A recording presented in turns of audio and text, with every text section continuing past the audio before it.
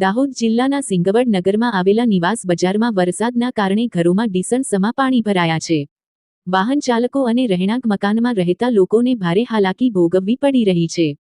ત્યારે આમ આદમી પાર્ટીના સંગઠન મંત્રી નરેશભાઈ બારિયા પ્રતિક્રિયા સામે આવી સાંભળો।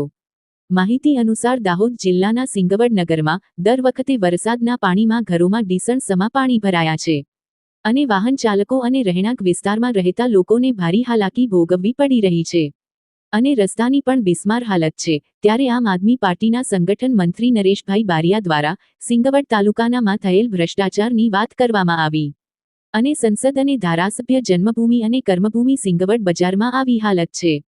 ત્યારે ગરીબ પ્રજાની વારે આવી સાંસદ અને ધારાસભ્ય પર આક્ષેપ અને કટાક્ષ કરવામાં આવ્યા છે અને આમ આદમી પાર્ટીના હોદ્દેદારો દ્વારા પાણીમાં ઊભા રહીને વિરોધ નોંધાવવામાં આવ્યો છે અને આ કામગીરી ના થાય તો ધરણા પર બેસવાની પણ ચીમકી ઉચ્ચારી હતી।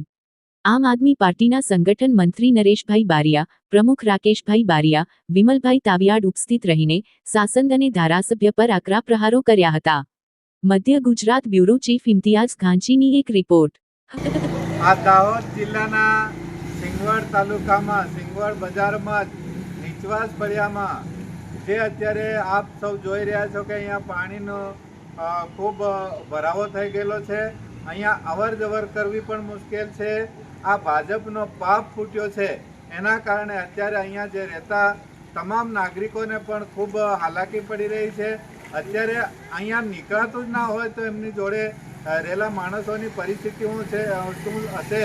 અત્યારે આ પાણી રોકાઈ રહેલું છે, એના કારણે ગંદકી પણ અહીંયા ફેલાશે, સાથે સાથે લોકો બીમાર પણ પડશે, તો એની જવાબદારી કોની રહેશે? એ ખરેખર અહીંયા આપણા દાહોદ જિલ્લાના સંસદ સભ્ય તેમજ અહીંના 131 વિધાનસભાના ધારાસભ્ય એમને મારે કહેવું છે કે ખરેખર તમે તમારા આંગણામાં જો ચોકસાઈ ના રાખતા હોય, આ સિંગવડ બજાર એ એક તાલુકાનું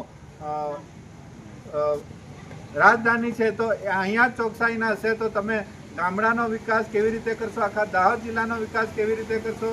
ખરેખર આ ભાજપવાળા ભ્રષ્ટાચાર કરવા રહેલા છે, જેના કારણે આ ચોમાસામાં આમ જનતાને તેમજ અહીં રહેલા તમામ નાગરિકોને ખૂબ હાલાકી ભોગવવા પડી રહી છે।